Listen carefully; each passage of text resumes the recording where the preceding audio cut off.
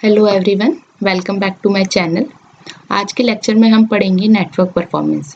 हालांकि ये टॉपिक मैं ऑलरेडी पढ़ा चुकी हूँ। नेटवर्क परफॉर्मेंस स्टार्टिंग में मैंने पढ़ाया था, जिसमें मैंने आपके साथ डिस्कस किए थे transmission time, propagation time, bandwidth क्या होती है, लिंक यूटिलाइजेशन क्या होता है, टोटल टाइम क्या होता है, परसेंटेज ऑफ लिंक यूटिलाइजेशन क्या होता है, और हमने काफ़ी सारे न्यूमेरिकल्स भी इसके सॉल्व किए थे।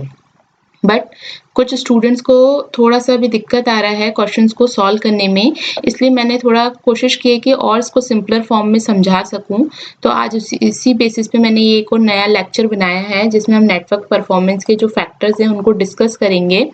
मैंने जितना इजी हो सकता है उतने ईजिएस्ट वे में इसको समझाने की कोशिश की है, ताकि स्टूडेंट्स को कंप्यूटर नेटवर्क्स के अगर इस टॉपिक से रिलेटेड न्यूमेरिकल्स में दिक्कत आ रही है सॉल्व करने में, तो आई एम श्योर कि इस लेक्चर के बाद आप लोग अच्छे से सॉल्व कर पाएंगे क्वेश्चंस। मैंने बहुत जो डेली रूटीन के एग्जाम्पल्स है उससे इसको समझाने की कोशिश की है। तो आइए स्टार्ट करते हैं आज के लेक्चर को। एंड आपको प्लीज अगर ये सीरीज पसंद आ रही है तो लाइक कीजिए, सब्सक्राइब कीजिए, शेयर कीजिए चैनल को, ताकि और स्टूडेंट्स को हेल्प मिल सके। तो देखिए, सबसे पहले हम देखते हैं कि नेटवर्क परफॉर्मेंस होता क्या है। So network performance in computer network refers to the efficiency, speed and reliability of your data transfer and communication between the devices and connected to the network. जो डिवाइसेस नेटवर्क से connected है और communicate करना चाहती है, तो communicate करना चाहती है मतलब कि डेटा को एक्सचेंज करना चाहती है, तो उसकी एफिशिएंसी, नेटवर्क की एफिशिएंसी, स्पीड और रिलायबिलिटी क्या होगी डेटा ट्रांसफर के लिए, that will determine by the network performance.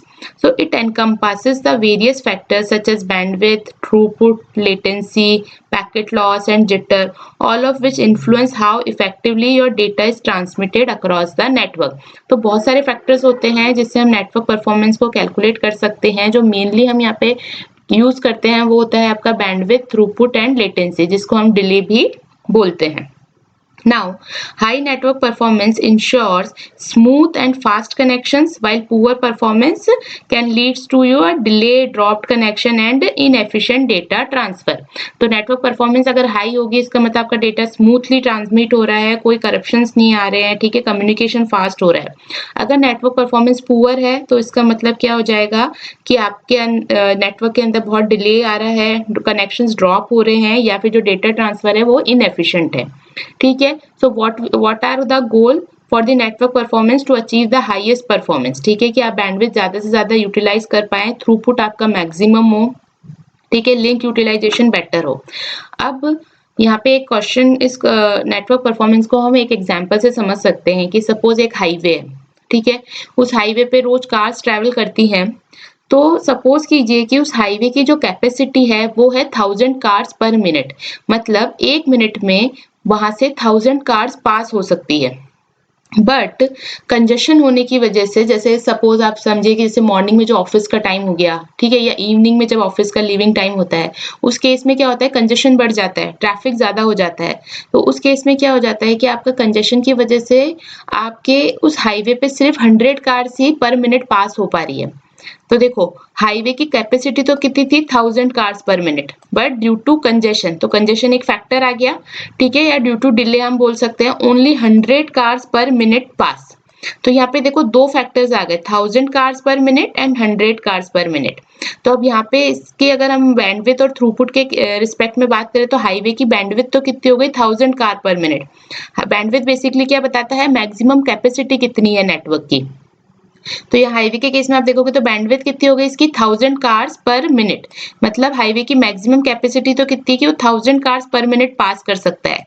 लेकिन देखो, आइडियल सिचुएशन नहीं होती है कभी भी नेटवर्क में। तो सपोज कंजेशन आ गया, कोई डिले आ गया, तो उस वजह से आपके हाईवे पे पास कितनी हो पा रही है, एक्चुअली में 100 कार्स पर मिनट ही पास हो पा रही है। तो देखिए, throughput is the reality. Reality means कि आपने, ठीक है, हाईवे तो बना दिया जिसकी बहुत मैक्सिमम कैपेसिटी है, लेकिन एक्चुअल में उसमें से थ्रूपुट कितना जा रहा है, या फिर आप बोले कि एक्चुअल में कार्स पास कितनी हो पा रही हैं, तो वो आपकी 100 कार्स ही हैं। तो this is the example for bandwidth and throughput in the case of your highway. Okay, अब हम नेटवर्क के रेस्पेक्ट में समझते हैं। नेटवर्क के रिस्पेक्ट में अगर बैंडविड्थ की डेफिनेशन देखेंगे, तो मैंने एक बहुत इनफॉर्मल सी डेफिनेशन यहाँ लिखी है, maximum amount of data that can be transmitted पर सेकेंड। एक सेकेंड में आप कितना maximum amount of data transmit कर सकते हो, that is called the bandwidth. ठीक है, सो बैंडविड्थ बेसिकली क्या हो जाएगी, नेटवर्क की कैपेबिलिटी हो जाएगी। ओके, अब बैंडविड्थ जो होती है वो आपकी वायर्ड नेटवर्क केस में भी कैलकुलेट होती है और वायरलेस नेटवर्क केस में भी कैलकुलेट होती है। वायर्ड नेटवर्क का अगर हम एग्जांपल ले तो सपोज हमारे जो गीगाबिट ईथरनेट है, गीगाबिट ईथरनेट का मतलब क्या है, it can provide bandwidth of 1 GBPS, 1 gigabits per second. और अगर वायरलेस नेटवर्क की आप बात करो तो जैसे हर्ट्ज में अगर आप सिग्नल्स की फ्रीक्वेंसी कैलकुलेट कर रहे हो तो वो कैपेसिटी हो जाएगी आपकी बैंडविड्थ की इन वायरलेस नेटवर्क। ओके, तो बैंडविड्थ को इस तरह से ध्यान रखना है कि it is defines the capability of your network. अब थ्रूपुट क्या होता है, throughput is actual amount of data that passes through the medium.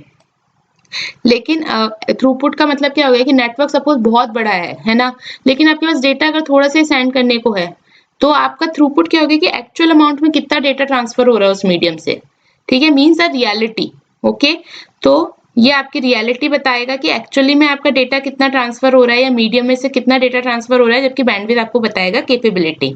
तो हम यहाँ पे एक रिलेशन सेटअप कर सकते हैं कि अगर बैंडविड्थ है आपकी b बिट्स पर सेकेंड और थ्रूपुट है आपका t बिट्स पर सेकेंड, तो t जो होगा हमेशा लेस देन होगा b से, है ना, क्योंकि b तो मैक्सिमम कैपेबिलिटी बता रहे हैं जबकि t आपकी रियलिटी है कि कितना एक्चुअल में आप भेज रहे हो, तो t is always less than b। तो हम एक एग्जांपल देख सकते हैं, सपोज बैंडविड्थ है आपके पास 1 मेगाबिट्स पर सेकंड की, ठीक है, और थ्रूपुट है आपके पास 200 kbps का। ओके, इसका मतलब क्या हो जाएगा, we can't send more than 200 kbps through the link, क्योंकि थ्रूपुट में क्या है कि एक्चुअल डेटा आप इतना ही ट्रांसफर कर पा रहे हो, that means you can't send more then that number of bits through the link. Mega क्या होता है, माइक्रो क्या होता है, ये सब मैंने आपको पहले वाले जो लेक्चर है उसमें समझाया था कि 1 micro means 10 to the power -6, 1 milli is 10 to the power -3, 1 nano is 10 to the power -9, same 1 mega is 10 to the power 6, 1 kilo is 10 to the power 3 and 1 giga is 10 to the power 9। यहाँ पे मैंने एक चीज और आपको बताई थी, जब हम डेटा स्टोरेज में यूज करते हैं तब 1 किलो बाइट को हम लिखते हैं 2 to the power 10 bytes, but यहाँ पे हम बेसिकली किलो को कैसे रेफर करेंगे, 10 to the power 3। ओके, आइए मैं थोड़ा सा आपको उस जो हमने पहले वाले नोट्स का डिस्कस किया था ना उससे रिलेट करके भी बताती रहूंगी, ताकि कि आपको रिकॉल भी हो जाएगा और आपको समझ में भी आ जाएगा कि हम वहाँ पे जो न्यूमेरिकल सॉल्व कर रहे थे वो किस बेसिस पे सॉल्व कर रहे थे। हालांकि मैंने वहाँ पे भी काफी अच्छे से क्लियर किए थे डेफिनेशंस, बट इट्स ओके, कई बार होता है कि स्टूडेंट्स को नहीं समझ में आता है, तो मैंने इसलिए यहाँ पे एक और इसका सिंपल फॉर्मेट बनाया है। आप देखिए, बैंडविड्थ हो गया हमारा, थ्रूपुट हो गया, लेटेंसी क्या होती है अब ये देखते हैं। Latency means how long it takes for an entire message to completely arrive at the destination from the time the first bit is sent out from the source। मतलब यहाँ पे एक source है, receiver है, यहाँ से ये इनके बीच में link establish है और यहाँ से अगर उसने data send किया, ठीक है, तो इस डेटा को completely receiver पे सेंड होने में कितना टाइम लगा वो आपका होता है लेटेंसी। और ये टाइम कब से कैलकुलेट हो जाता है, जहाँ जब सोर्स अपनी फर्स्ट बिट को सेंड करता है वहां से लेके जब तक रिसीवर पे लास्ट बिट रिसीव नहीं हो जाती, वो जो टाइम ड्यूरेशन होता है वो कहलाता है आपका लेटेंसी। ओके, लेटेंसी आपकी कैसे कैलकुलेट होती है, लेटेंसी में हम 4 डिलेज इंक्लूड करते हैं। फर्स्ट हो जाता है आपका transmission delay, second is your propagation delay, third is your queuing delay and fourth is your processing delay. Okay, अब हम एक 1 बाय 1 इन डिलेज को डिस्कस करते हैं और देखते हैं कि लेटेंसी कैसे कैलकुलेट होती है। तो फर्स्ट जो डिले होता है वो होता है आपका ट्रांसमिशन डिले। ट्रांसमिशन डिले का मतलब क्या है, time to take place the complete data packet on the transmission medium. क्या मतलब हुआ, suppose A is the sender, B is the receiver and A wants to send this packet to the receiver B. Now the time to take this packet completely onto the transmission medium, ये एक पूरा packet है, मतलब एक पूरा data है, इस data को ट्रांसमिशन मीडियम पे प्लेस करने में जितना टाइम लगेगा that is called your transmission time. ठीक है, ये आपका डेटा पैकेट था, ए इसको ट्रांसमिट करना चाहता था, तो इसको ट्रांसमिट करने के लिए पहले इसको इस पैकेट को ट्रांसमिशन मीडियम पे लाना पड़ेगा। तो जब कंप्लीटली इस डेटा पैकेट को ट्रांसमिशन मीडियम पे लाने में जो टाइम लगता है वो कहलाता है आपका ट्रांसमिशन डिले। और इसका फॉर्मूला क्या होता है आपका, मैसेज का साइज कितना है, मतलब इस पैकेट का साइज कितना है और लिंक की बैंडविड्थ कितनी है, तो message size divided by bandwidth. Okay, next हमारा होता है प्रोपोगेशन डिले। प्रोपोगेशन डिले का क्या मतलब हुआ, now your packet is on transmission medium. अब क्या होगा, वो पैकेट ट्रांसफर होगा फ्रॉम ए टू बी, तो कितना टाइम लग रहा है बिट को ट्रांसफर होने में from A to B is the propagation delay. इस बिट को या इस पैकेट को ट्रांसमिट होने में कितना टाइम लग रहा है बी तक, वो आपका क्या कहलाता है, प्रोपोगेशन डिले। अब देखो, क्योंकि अब आप यहाँ पे देखें तो प्रोपोगेशन डिले में क्या हो रहा है, ये नेटवर्क जो होता है इसकी लेंथ डिपेंड करेगी। क्यों, क्योंकि यहाँ पे आप नेटवर्क की जो लेंथ होगी उतना इसको डिस्टेंस कवर करना होगा, प्लस प्रोपोगेशन स्पीड कितनी है कि आप यहाँ से जो पैकेट है वो ट्रांसफर जो हो रहा है जब बी की साइड, तो उसकी स्पीड कितनी है मूव होने की। तो यहाँ पे दो फैक्टर्स आएंगे, आपका लेंथ आ जाएगी लिंक की, ठीक है, या फिर आप डिस्टेंस बोल सकते हो इसको, प्लस आ जाएगा आपका जो प्रोपोगेशन स्पीड, जो भी पैकेट होगा उसकी प्रोपोगेशन स्पीड आ जाएगी। तो प्रोपोगेशन डिले के लिए फॉर्मूला क्या बन जाएगा आपका, distance divided by propagation speed. Okay, distance covered by this propagation speed is called the propagation delay. Next जो हमारा डिले है वो है हमारा क्यूइंग डिले। क्यूइंग डिले क्या होता है, time, this queuing delay is time needed for each intermediate or and device to hold the message before it can be processed. Okay, देखिए एग्जाम्पल देखते हैं, suppose A is the sender, B is the receiver and there are the two intermediate node. Now sometime it is the possibility that these intermediate node hold the packet, so it can be processed further. तो उस case में क्या होता है, कई बार अगर suppose congestion आ गया या बहुत ज्यादा ओवरलोड आ गया तो इंटरमीडिएट नोड्स क्या करते हैं, उन पैकेट्स को होल्ड करके रख लेते हैं। कब तक, जब तक कि उनको आप आगे प्रोसेस नहीं कर पाए। तो क्यूइंग डिले क्या हो जाएगा, जब इंटरमीडिएट नोड्स या जैसे रिसीवर बी है, अगर वो पैकेट्स को होल्ड करके रख रहा है before it can be process, तो वो डिले आपका क्या कहलाता है, queuing delay. But this delay is not fixed, है ना, क्यों नहीं है फिक्स, क्योंकि आप नहीं बता सकते कि ये वाला इंटरमीडिएट नोड किसी पैकेट को कितनी देर तक होल्ड करके रख रहा है, या ये वाला इंटरमीडिएट नोड, क्योंकि वो डिपेंड करेगा कि नेटवर्क का लोड कितना है। नेटवर्क पे अगर लोड नहीं है, नेटवर्क बिल्कुल आइडियल रखा है, तब तो क्यूइंग डिले बहुत कम हो जाएगा। लेकिन अगर नेटवर्क पे हैवी लोड है, सपोज और जो आपके नोड्स हैं या आपके और भी नेटवर्क जो हैं या डिवाइसेस हैं वो इस रिसोर्स को शेयर कर रही है, तो उस केस में क्या होगा, नेटवर्क पे लोड बढ़ जाएगा, और नेटवर्क पे लोड बढ़ जाएगा तो उस केस में आपका क्यूइंग डिले भी बढ़ेगा, क्योंकि उस केस में इंटरमीडिएट नोड को पैकेट्स को होल्ड करके रखना पड़ेगा जब तक कि वो आगे प्रोसेस ना हो जाए। नेक्स्ट जो हमारा डिले होता है वो होता है हमारा processing delay. This is your fourth delay, processing delay. Processing delay का क्या मतलब है, एक बार डेटा आपका रिसीवर पे पहुंच गया तो रिसीवर पे पहुंचने के बाद कितना टाइम लग रहा है उन नोड्स को प्रोसेस करने में, यानी कि उस मैसेज को प्रोसेस करने में, that is called the processing delay. So how much time the nodes take to process the message is terms as processing delay. In general, this queuing delay and this processing delay does not taken in account to calculate the latency. We just simply ignore this queuing delay and processing delay while calculating the latency. So, अगर आप latency में से ये दो delays को neglect कर दें, okay, then हमारे पास कौन से दो डिले बच जाएंगे, सिर्फ transmission delay and propagation delay.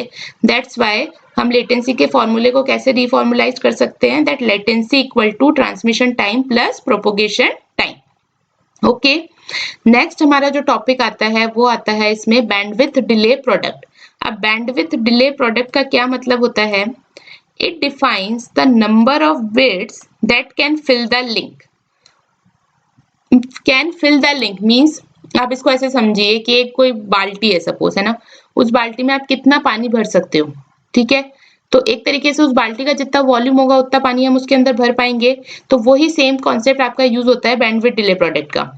Bandwidth delay product क्या बताता है कि अगर कोई एक लिंक है ना, एक लिंक है, तो उस लिंक के अंदर उस लिंक को कितनी नंबर ऑफ बिट्स फिल कर सकती है, that will define by the bandwidth delay product.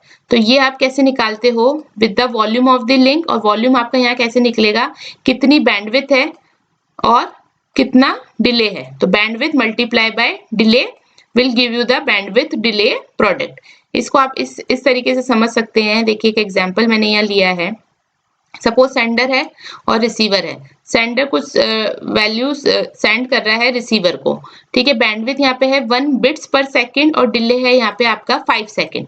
तो बैंडविड्थ डिले प्रोडक्ट क्या हो जाएगा आपका 1 bits per second into 5 second is equal to, second से सेकंड कैंसिल हो जाएगा और 1 इंटू 5 इज 5 बिट्स, मतलब 5 बिट्स जो है वो लिंक को फिल कर सकती है।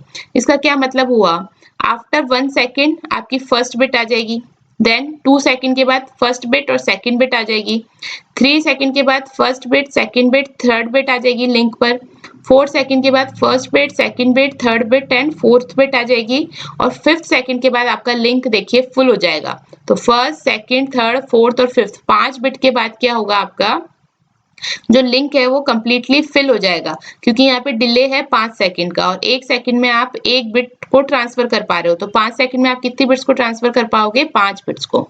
Okay, so this is the bandwidth delay product. आइए कुछ क्वेश्चंस करके देखते हैं इसके। Consider that the link capacity of a channel is 512 kbps। देखो link capacity, capacity and capability same चीज हो गई, इसका मतलब ये 512 kbps क्या दे दिया आपको bandwidth. Okay, round trip delay time is 1000 millisecond. अभी के लिए आप राउंड ट्रिप को इग्नोर कर दीजिए, आप बस ये देखिए कि डिले टाइम आपको कितना दे रखा है 1000 मिलीसेकेंड, ठीक है। तो डिले आपके पास है, बैंडविड्थ आपके पास है, तो हम बैंडविड्थ डिले प्रोडक्ट निकाल सकते हैं by multiplying with these two terms. तो देखो सॉरी 512 kbps इंटू 1000 मिलीसेकेंड। अब यहाँ पे जो यूनिट्स इनको आप थोड़ा सा कन्वर्ट कर लीजिए, किलो मैंने बताया यहाँ पे किस तरीके से लिख सकते हैं हम 10 टू द पावर 3 या फिर आप 1000 लिख दीजिए, सेम ही चीज है। इंटू 1000 और मिली को आप कैसे लिख सकते हो 10 टू द पावर -3। तो यहाँ पे आप देखिए 10 टू द पावर -3 और ये 1000 10 टू द पावर +3 तो कैंसिल आउट हो जाएंगे, और यहाँ पे आपके पास सेकंड से सेकंड कैंसिल हो जाएगा क्योंकि पर सेकंड है, मतलब सेकंड यूनिट नीचे आ रही है और ये वाली सेकंड यूनिट ऊपर आ रही है, तो सेकंड से सेकंड भी कैंसिल हो जाएगा। तो आपके पास क्या आ जाएगा 512,000 बिट्स। अब इन बिट्स को आप बाइट्स में भी कन्वर्ट कर सकते हो, बाइट्स में कन्वर्ट करने के लिए आपको इसे किससे डिवाइड करना पड़ेगा 8 से, ठीक है। ओके, तो 8 से डिवाइड करोगे तो कितने आ जाएंगे आपके पास 64,000 बाइट्स। और 64,000 बाइट्स को आप और कैसे लिख सकते हो, इस 1000 को हम किलो लिख सकते हैं, ठीक है। तो इसको आप कैसे लिख दोगे 64,000 को हमने लिख दिया किलो, और बाइट्स का जो यूनिट होता है उसको हम कैपिटल बी से रिप्रेजेंट करते हैं, जबकि बिट्स को हम स्मॉल बी से रिप्रेजेंट करते हैं। तो बाइट्स को कैसे रिप्रेजेंट करोगे कैपिटल बी से। दैट मीन्स आपका बैंडविड्थ डिले प्रोडक्ट कितना आ जाएगा 64 किलो बाइट्स, यानी link can be filled with the 64 kilo bytes. आइए एक क्वेश्चन और लेते हैं। प्रोपोगेशन टाइम है, हमें कैलकुलेट करना है। अगर हमें डिस्टेंस दे रखी है 12,000 किलोमीटर एंड प्रोपोगेशन स्पीड दे रखी है 2.4 into 10 to the power 8 metre per second. हमें पता है प्रोपोगेशन टाइम का फॉर्मूला हमने देखा क्या होता है, distance divided by propagation speed. और देखिए ये दोनों ही चीजें हमें क्वेश्चन में दे रखी है, तो आप ये रख सकते हैं। डिस्टेंस आपकी हो जाएगी 12,000 किलोमीटर एंड स्पीड हो जाएगी आपकी 2.4 into 10 to the power 8 metre per second. Simply आपको यूनिट्स कन्वर्जन करने हैं और मैंने यहाँ पे कंप्लीट सोल्यूशन दे रखा है। आई होप कि आप ये क्वेश्चन खुद से सॉल्व कीजिए, ताकि क्या होगा कि आपको ये यूनिट कन्वर्जन समझ में आएंगे, इसलिए मैंने इसको डिटेल में कंप्लीटली यहाँ पे सॉल्व करा है स्टेप बाय स्टेप। तो आप ये इसको खुद से सॉल्व कीजिए, तो आपका आंसर आना चाहिए, इसका आ जाएगा 50 मिलीसेकेंड। कुछ नहीं है, बस आपको इन्हें डिवाइड करना है, बट आपको यूनिट्स भी चेक करनी है कि यूनिट्स जो है कंपैटिबल होनी चाहिए। देखो ऊपर किलोमीटर है, नीचे मीटर पर सेकेंड है, तो इस किलो को किस में कन्वर्ट कर दोगे 10 टू द पावर 3 में, है ना। फिर यहाँ से इनको सॉल्व कर लोगे, सिंपल डिवीजन फॉर्मूला यूज करना है। नेक्स्ट जो टॉपिक होता है, एक और टर्म होती है राउंड ट्रिप टाइम होती है, जो हम नेटवर्क परफॉर्मेंस में यूज करते हैं। इसको हम राउंड ट्रिप डिले टाइम भी बोलते हैं। राउंड ट्रिप टाइम क्या होता है आपका, it is a time takes for the signal to be sent. Signal to be sent मतलब यहाँ से जो डेटा सेंड हुआ उसका टाइम, प्लस जब वो रिसीवर पे रिसीव हो गया तब रिसीवर ने इसको जब एक्नॉलेजमेंट भेजेगा सेंडर को, तो उस एक्नॉलेजमेंट को रिसीव होने का टाइम, ये दोनों टाइम का जो सम होता है वो कहलाता है आपका round trip time.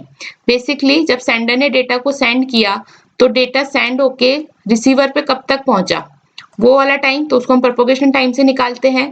Plus receiver पे रिसीव होने के बाद जब वो उसकी एक्नॉलेजमेंट भेजेगा कि भाई पैकेट रिसीव हो गया है, तो वो टाइम, तो उसमें भी आपका प्रोपोगेशन टाइम ही कैलकुलेट होगा, क्योंकि लिंक से आपको ट्रैवल करना पड़ेगा सेंडर तक। That's why this propagation time plus the propagation time of acknowledgement, और ये दोनों टाइम जो होंगे इक्वली होते हैं, क्योंकि दोनों में आपका लिंक ट्रैवलिंग होगी, ठीक है। इसलिए आप क्या कह सकते हो, राउंड ट्रिप टाइम किसके इक्वल हो जाता है, 2 times of your propagation time, ठीक है। अब देखिए यहाँ पे मैंने सारी टर्म्स और अच्छे से एक्सप्लेन कर दी है। आई होप अब आप ये क्वेश्चन सॉल्व कर पाएंगे, जो क्वेश्चंस मैंने पहले लेक्चर में समझाए थे, जहाँ पे हमने नेटवर्क परफॉर्मेंस पढ़ा था। यहाँ पे हमने और भी चीजें ली थी। अब ये चीजें आपको आई होप इजीली समझ में आ जाएंगी कि लिंक यूटिलाइजेशन क्या है, टोटल टाइम क्या है, ठीक है, और ये क्वेश्चंस कैसे सॉल्व करने हैं अब। तो प्लीज आप ये लेक्चर पढ़िए। इस लेक्चर को पढ़ने के बाद वापस आप पहला वाला जो लेक्चर है जहाँ पे मैंने ये क्वेश्चन समझाए थे, उस लेक्चर को वापस रिवाइज कीजिए और क्वेश्चन सॉल्व करने की कोशिश कीजिए। आई एम श्योर कि अब आपसे ये क्वेश्चन सॉल्व हो जाएंगे। सो वीडियो अच्छा लगा हो तो please like and share and subscribe my channel. Thank you.